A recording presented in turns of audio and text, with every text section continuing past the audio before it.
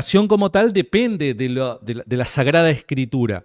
En la medida en la que la reflexión tome como punto de referencia la Sagrada Escritura y esté en armonía con lo transmitido por la Sagrada Escritura, vos vas a decir, fue palabra de Dios. ¿Estamos de acuerdo con eso? Correcto. Bien. Acá me parece que el escenario es completamente distinto. Por eso me parece que el ejemplo no aplica. ¿Por qué? Porque ¿cuál era la escritura que tomó como punto de referencia Pablo? Si vos lo estás usando a esto como analogía, ¿cuál era la escritura que Pablo tomó como referencia de la cual él se valió para transmitir oralmente la palabra de Dios a los tesalonicenses? En este caso, para ese entonces, y no para el momento en el que se escribió Primera de Tesalonicenses, sino para el momento en el que Pablo visita Tesalónica y transmite verbalmente, oralmente, lo que los tesalonicenses también interpretaron que era palabra de Dios. Para ese momento no existía un Nuevo Testamento, no existía para ese momento tal cosa como los evangelios, no había un punto de referencia escritural respecto al nuevo pacto y su cumplimiento en la obra de Cristo Jesús en la cruz del Calvario. Por ende, la analogía no sirve en este caso. ¿Se entiende lo que quiero plantear? Sí, permíteme contraobjetar. Ciertamente, por ejemplo, cuando Pablo habla de que ustedes recibieron la palabra de Dios, no especifica, por ejemplo, un marco de referencia, digamos, escritural. No obstante, no es incompatible con la idea de que tenga un marco de referencia de fondo, porque tenemos otros casos como el 1 Corintios capítulo 15, del 1 al 4, donde hasta creo que estamos de acuerdo que hay una tradición bastante temprana que se predicó y justamente es la que él cita, cuando él dice, además os declaro, hermanos, el evangelio que os he predicado, está hablando de un mensaje oral, el cual también recibisteis, en el cual también perseveráis, por el cual asimismo, si retenéis la palabra que os he predicado, sois salvos si no creísteis en vano, porque primeramente os he enseñado lo que asimismo recibí, y cita, que Cristo murió por nuestros pecados conforme a las Escrituras y fue sepultado y que resucitó al tercer día conforme a las Escrituras. Por lo tanto, no es descabellado pensar que la palabra de Dios que le predicó, que contiene este evangelio, es conforme a la Escritura, y la Escritura sería ese marco de referencia, dado que ahí hay una preposición que dice katá es una preposición de medida en este contexto, indicando que la Escritura es la base de la medida de ese mensaje predicado de Pablo. Así que no sería pues extraño que uno diga, bueno, sí, lo que Pablo tiene como referencia es la Escritura. Y si lo unimos a Hechos 17, fíjate cómo Pablo, cuando predicó el mensaje, estos que recibieron de buena gana la palabra predicada, ellos fueron a la Escritura para decir así. ¿Y qué es lo que ellos vieron? Si Jesús era el Mesías, si es el Cristo, si va a resucitar. Por ende, la Escritura sería el marco de referencia que pueda tener en mente. Claro, pero la escritura podría servir como marco de referencia en cuanto a ir a las profecías cumplidas respecto a Jesús de Nazaret.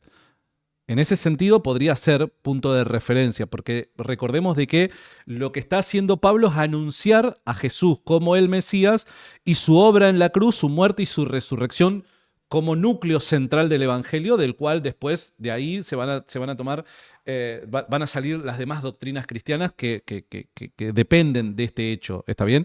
Entonces, la clave es Jesús de Nazaret. Él predicaba a Jesús de Nazaret, predicaba al Galileo, predicaba a este Mesías.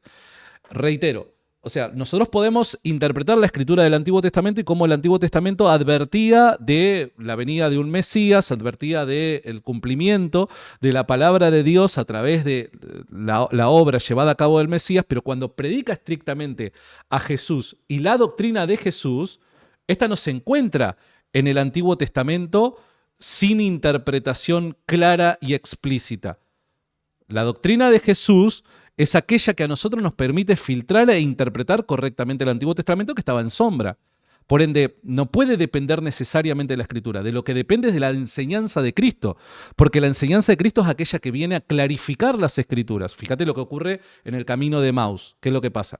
Dice que los discípulos que eran conocedores de la Escritura, ¿qué es lo que ocurre? Jesús, al encontrarse con ellos, les empieza a mostrar cómo en las Escrituras se cumplió todo lo referente a él, o él cumplía todo lo referente a lo que había sido anunciado en las Escrituras. Por ende, necesitan los primeros discípulos o apóstoles, necesitan la enseñanza de Cristo para poder interpretar correctamente el mensaje cifrado, codificado o en sombra que se encontraba en el Antiguo Testamento.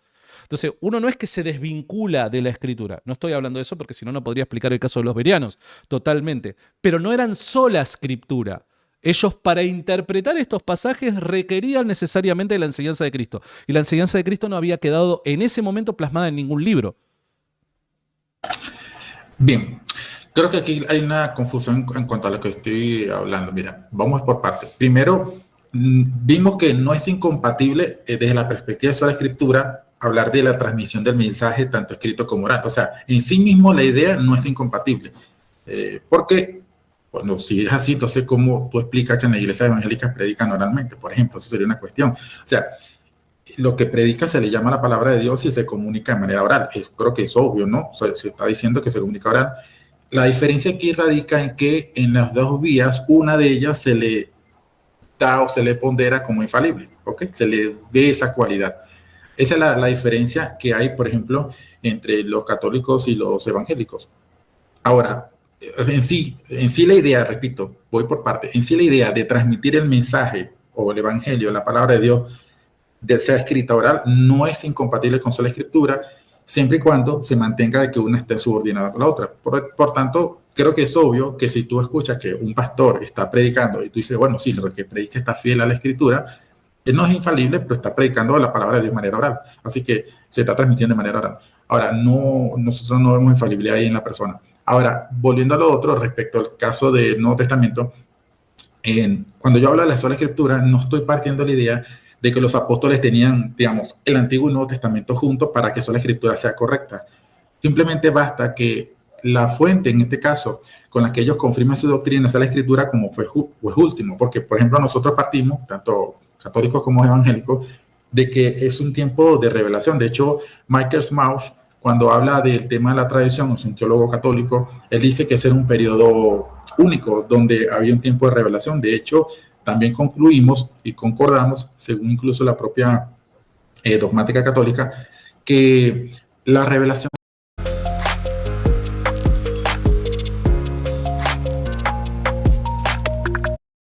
digamos, con el último apóstol. A partir de ahí lo que hay es la transmisión de la revelación y la explicitación de dicha revelación. Después se discute el tema de las vías infalibles por las que se comunica. Entonces, partiendo de esto, es normal que durante el periodo del Nuevo Testamento exista lo que llamamos nueva revelación, que ayuda a explicar el Antiguo Testamento. Ahora, si tú te fijas, lo que Jesús dijo y lo que los apóstoles recibieron por revelación del Espíritu Santo, que en ese sentido es un tiempo de revelación, aunque es palabra de Dios y aunque es revelación, los apóstoles, en cierta manera, si te fijas, justifican su mensaje sobre la Escritura, es decir, justifican su mensaje sobre la Escritura del Antiguo Testamento para confirmar dicho mensaje.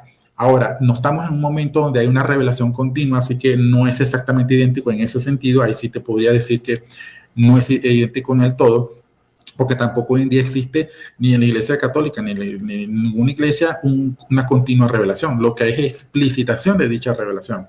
Ahora, dado eso, entonces lo que sí vemos es que el mensaje, aunque era un tiempo de revelación, sigue siendo la escritura el referente de ellos. Y en este caso, hay otra cosa con esto cierro. Fíjate que una cosa es que las escrituras del Antiguo Testamento hablan acerca de la vida y muerte del Mesías y otra cosa es que narra el evento histórico. Obviamente en el Antiguo Testamento no se menciona el evento histórico de que Jesús nació de María, que pues vivió, murió y resucitó, pero sí está profetizado. Por ende, la historia y la vida de Jesús, él utiliza en el camino de Maús las escrituras hebreas para confirmar que su vida, todo lo que son sus eventos ya estaban profetizados en el Antiguo Testamento.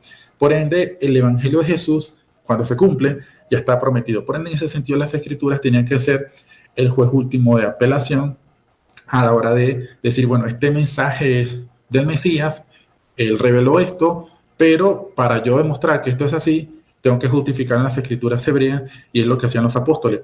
Ellos no apelan a la tradición oral de los fariseos porque no era la fuente de revelación que usaban los apóstoles, sino a las escrituras en última instancia.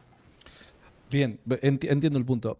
Pero vale la pena recordar de que el católico no va a rechazar las escrituras. El católico va a considerar de que es una fuente infalible de autoridad, que transmite fielmente, obviamente, el mensaje del Evangelio por su inspiración, ¿no? Entonces la reconoce como palabra de Dios. Por ende, evidentemente el católico aprueba la justificación de una enseñanza a través de la Escritura. Lo que acá tenemos que discutir es si solamente la Escritura es que tiene esta clase de autoridad y si es lo que creían los apóstoles. Por eso reitero mi pregunta. ¿De qué dependía? Yo acá anoté mientras vos desarrollabas, ¿no? ¿De qué dependía la predicación de los apóstoles? O sea, ¿dependía exclusiva y únicamente de las Escrituras? ¿O dependía de las Escrituras y la interpretación de Cristo a las Escrituras? Cuando la iglesia primitiva se encontraba con una predicación, ya sea de los apóstoles o de falsos apóstoles y demás, ¿cómo confirmaban que el mensaje transmitido era correcto y venía de Jesús? ¿Era solamente dependiendo de la Escritura o era por la Escritura y además en armonía y complementariamente con la misma autoridad la interpretación de los apóstoles, la enseñanza de los apóstoles? ¿Cómo los apóstoles interpretan estos pasajes de las Escrituras? Porque las Escrituras se pueden interpretar de formas muy variadas. De hecho, para el tiempo de Jesús había distintas escuelas que interpretaban diferente las Escrituras. Por ende, debe haber una interpretación válida, legítima, vinculante y con autoridad que le dé sentido a la doctrina cristiana. Los cristianos obviamente van a tomar las Escrituras del Antiguo Testamento para justificar su fe, pero a esa doctrina, pero a estas Escrituras había que interpretarlas. ¿Y quién era el intérprete de las Escrituras? Cristo, y luego por extensión, por don de Cristo, los apóstoles. La clave era la enseñanza de los apóstoles. Entonces, por eso reitero la pregunta, ¿de qué dependía la predicación de los apóstoles? ¿Dependía únicamente de la Escritura como última fuente infalible de autoridad o también de la interpretación de Cristo como fuente infalible de autoridad? Por un lado eso, ¿no? ¿Cuál era el punto de referencia? Después, evidentemente vos me planteás el caso de los bereanos y que me parece muy válido. Tenemos que analizar los escenarios en donde se confirmaba determinada enseñanza. Una cosa es confirmar una enseñanza apostólica en el escenario de los de Berea. Recordemos cuál es el escenario. El escenario de los de Berea no es un escenario cristiano, es un escenario de influencia judía. Estaban en la sinagoga, eran los que participaban de la sinagoga. Por ende, los judíos de Berea, o al menos si había prosélitos, quizás también y demás, independientemente de ello, los de Berea no eran cristianos. Por ende, el punto en común que tenían como autoridad infalible para poder persuadir eran las Escrituras.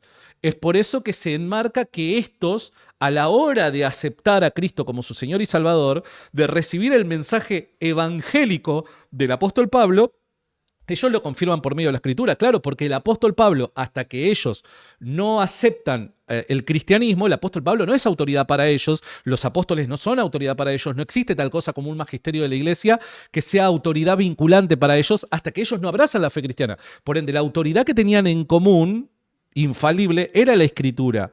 Ahora, otro escenario completamente distinto es el de Jerusalén, en donde también hay una discusión de interpretación, pero ya no es de no cristianos, es entre cristianos.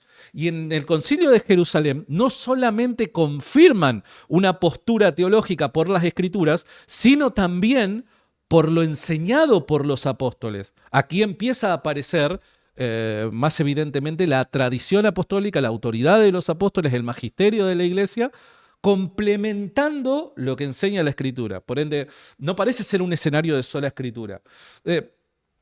Vos decís, el juez último es la Escritura. No, el juez último no es la Escritura. O solamente la Escritura. No es así. ¿Por qué? El juez último es Cristo. Y la interpretación de Cristo a las Escrituras y su mensaje, que trae claridad y luz, a lo enseñado por sombra en la Escritura. Entonces, el juez en la iglesia primitiva, tanto en el Nuevo Testamento, como así también en el tiempo inmediato de los discípulos de los apóstoles, no era sola Escritura. Era la iglesia que era la intérprete de la Escritura y la que recibía la tradición apostólica. Por eso es que cuando hay discusiones respecto a diferentes doctrinas, ¿a dónde hay que ir? Hay que ir a la iglesia fundada por los apóstoles, que es los que tienen la posta. Entonces, el juez último no es la Escritura. El juez último es Cristo interpretando la Escritura y luego por extensión son los apóstoles, la legítima autoridad de la Iglesia, dejada por Cristo, interpretando las Escrituras. El caso que tenemos es el Concilio de Jerusalén, y para finalizar, digo, y no capitalizar solamente yo el diálogo, digo, recordad de que, o sea, nadie podía poner en tela de juicio lo establecido por la Iglesia, era el juez último de todo tipo de discusión y posición teológica. Era la Iglesia haciendo uso de la Escritura como palabra de Dios, claro, pero también presente la tradición y la Iglesia actuando como juez respecto a en cuestiones de diferencias doctrinales que puedan llegar a haber en el seno de la misma, ¿no? ¿Me di a entender? Sí, sí. Lo que pasa es que no estoy anotando, entonces tengo que prestar atención Está bien. y tratar de Si querés andar preguntándome punto por punto y te lo repito. algunos puntos clave. Sí, como unos 3 puntos clave más o menos retuve, que son los que voy a centrarme. Primero, sobre el asunto de confirmar, o sea, que sí sería tanto el Antiguo Testamento como pues la enseñanza o la autoridad de Cristo. Bueno, desde la perspectiva de la Escritura no son dos posiciones contrapuestas. Primero, porque la infalibilidad de la Escritura es la misma infalibilidad de Cristo. Bueno, en este caso estamos partiendo de ciertas presuposiciones. Primero, Cristo es Dios.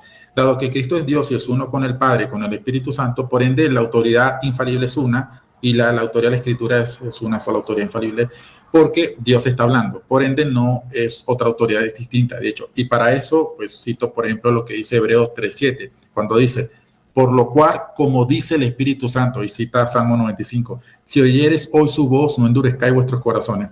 Por ende, el texto está hablando de un mensaje que fue escrito por David, pero vemos que es el Espíritu Santo, es la voz del Espíritu Santo que habla. También vemos que Dios dice que en Hebreos 1:3, que Dios habló por medio del Hijo. Entonces, también vemos que Cristo es Dios.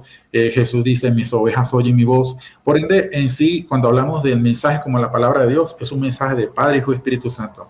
Y dado que la Escritura es la palabra de Dios, es la palabra del Padre, el Hijo y el Espíritu Santo. Por ende, la autoridad infalible es una sola. No son dos autoridades infalibles. No podemos hacer ese divorcio. Ahora, sí podemos tomar a Cristo como punto de referencia. En este caso, los apóstoles lo podrán hacer dado a que Él resucitó. Y dado que Él resucitó, están justificados en interpretar el Antiguo Testamento como Jesús se lo enseñó.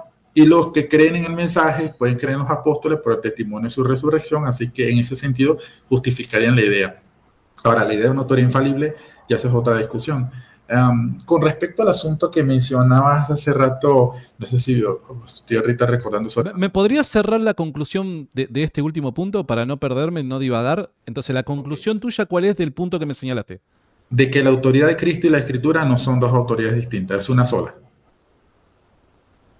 La autoridad infalible como tal. Sí, porque la razón por la que la Escritura es juez último es porque Dios habla en ella y Cristo es Dios, por ende no son dos autoridades diferentes. Ok, sí, pero recordad que nosotros estamos hablando en cuanto a la interpretación. O sea, cuando vos tenés una discusión bíblica con otro cristiano, vos estás teniendo una discusión respecto a lo que Dios comunica por medio de las Sagradas Escrituras con otro cristiano. Ajá.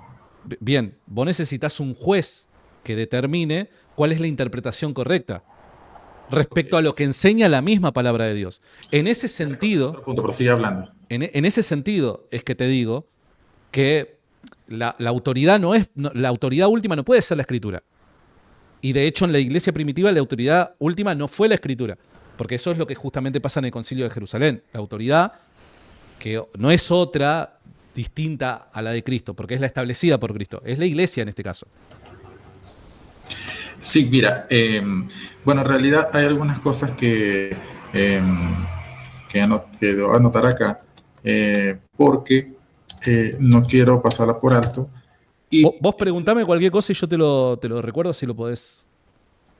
Sí, primero, cuando hablamos de autoridad última, tú planteas que no puede ser la Escritura.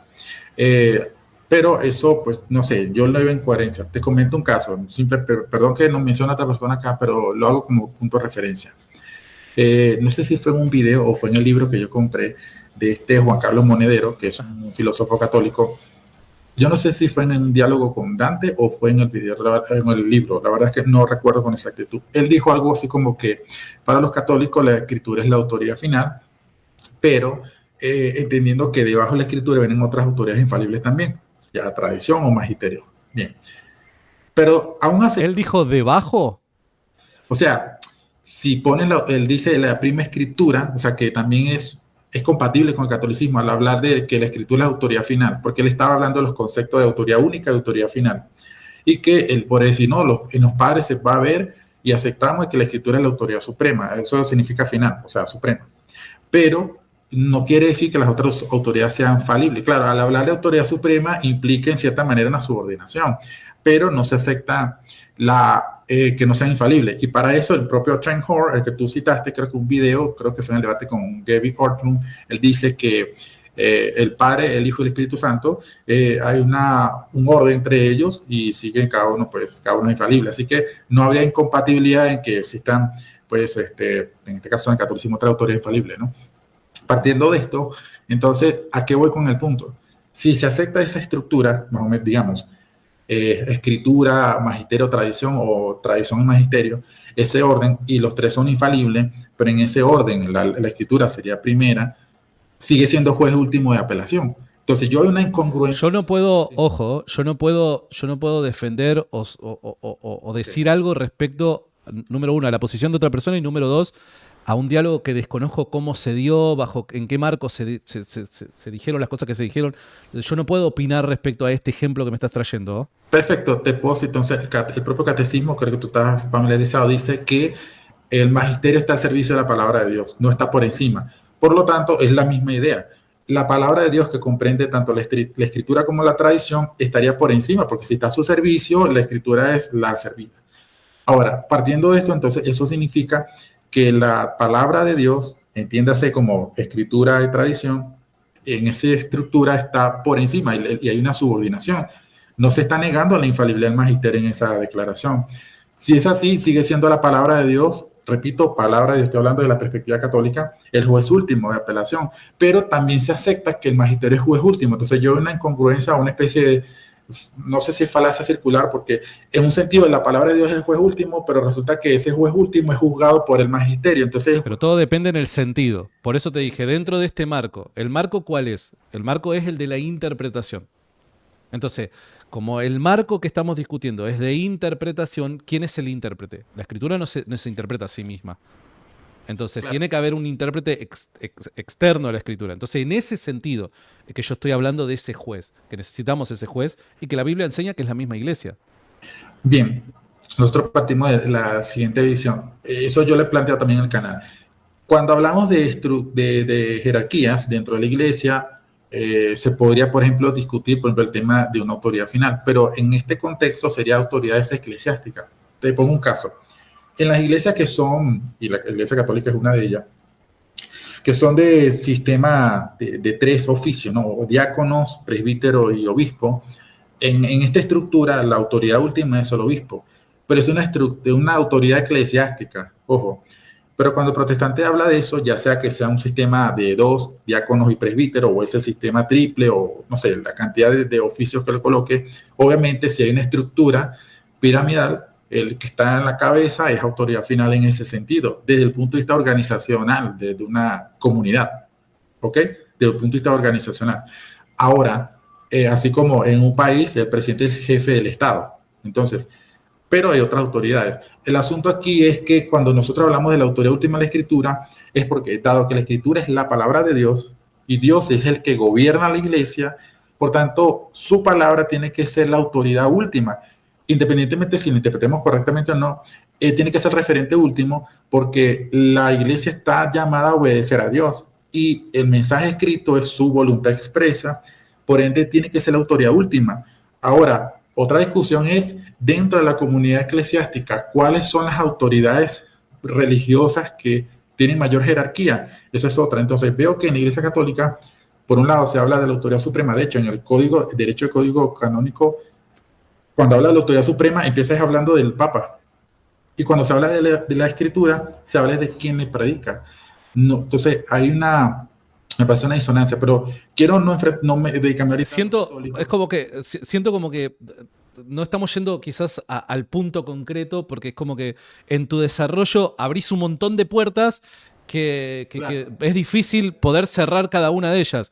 Concretamente, la crítica, ¿cuál sería concretamente? Yo creo que es muy obvio. O sea, tú me estás preguntando, bueno, tengo aquí anotado otro punto que no he desarrollado, el tema de que la escritura no puede ser juez último. Yo Claro, expliqué que sí, porque es la palabra de Dios, y ok. dado que es la palabra de Dios, tiene que tener la autoridad necesariamente final, porque no tenemos que ser subordinado a Dios, sino al revés. Ujú, En ese sentido, por eso decimos que la escritura, al ser la palabra infalible ujú. de Dios, tiene que ser la Bien, autoridad final. En cambio, la posición católica, esto es una crítica a modo de, entre paréntesis, no es mi intención ahorita sí, sí, sí, sí. enfocarme en la cuestión católica, hay una aparente tensión o incongruencia, porque la escritura, digamos, en este caso corrijo, la palabra, es, digamos, el magisterio está a servicio de dicha palabra, pero resulta que el magisterio es la autoridad final. Ajá. Entonces, la pregunta es, ¿realmente el catolicismo quién es la autoridad final? Bien, ahora entendí. Ahí está, ahí está. Bueno, en última instancia vamos a estar de acuerdo con que la autoridad final es Dios. Ok. Los dos estamos de acuerdo con que la autoridad final es Dios. La Biblia es palabra de Dios porque estos documentos, escritos por diversos autores, han sido inspirados por el Espíritu Santo. Entonces, dado que son inspirados por el Espíritu Santo, se reconoce de que es palabra de Dios. Pero la misma Biblia no llama solamente palabra de Dios a la Sagrada Escritura. También a la Sagrada Tradición la llama palabra de Dios. En eso estamos de acuerdo, ¿verdad? Bien, entonces aquí tenemos la palabra de Dios comunicada